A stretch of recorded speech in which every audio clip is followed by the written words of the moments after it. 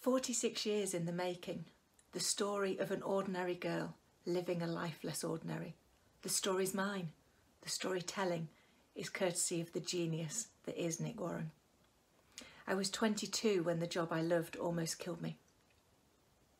I'd started age 12, a Saturday girl at a hair salon, and I loved every minute. Talking to people, listening, keeping things tidy, keeping things running. By 16, I was an apprentice. By 19, I'd opened my own salon. My teachers didn't get it, but by then I knew that there were different kinds of smart, different kinds of happiness. Dream big. That was my first lesson, but back then I didn't understand it. I got married, I bought a house, and I built the business. It was beautiful. I got to transform people. I got to hear their stories, and I got to watch them leave as their best version of themselves. But then I began to lose the feeling in my hands and feet. Life got hard, and then harder still. It was my body that was failing. Eventually, the doctors put a patch on my back, a controlled test. 90 minutes later, and my wrists were bleeding. It turned out my body was reacting to the perm lotion. It was closing in on anaphylactic shock and something way more final. So no more business. And what do you do when your future disappears? You make a choice. I stood up straight, I lifted my chin, and I started again. I got a job at a local bank, 15 hours a week, a 6-month contract, and then my marriage ended. No more marriage, no more different kinds of happiness. And now the only stories I heard were the ones in my head.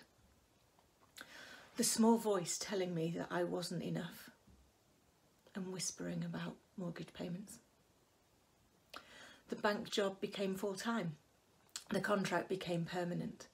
Enough to buy a house, but not enough to eat.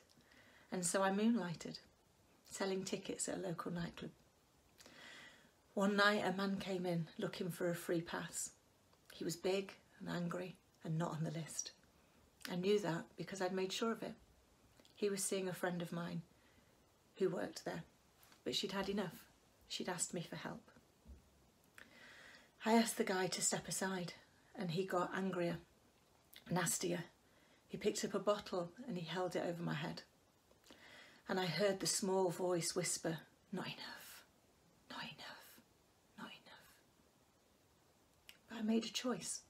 I stood up straight, I lifted my chin, and I let him see me.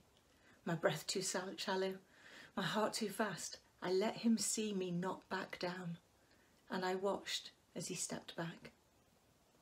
You are stronger than you can ever know. That was my second lesson. But back then, I didn't understand it. I waited for people to see through me, but it never happened. One day, a newly qualified mortgage advisor got scared by her first real customer. And I stepped in and took the meeting. No A-levels, no degree, just a kick-ass MVQ in hairdressing. The meeting took a long time, but the customer appreciated my attention to detail. He was kind. He said as much to my boss.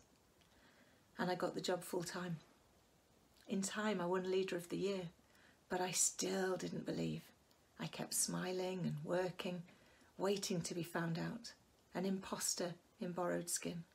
The small voice always whispering, "Not enough, not enough, not enough."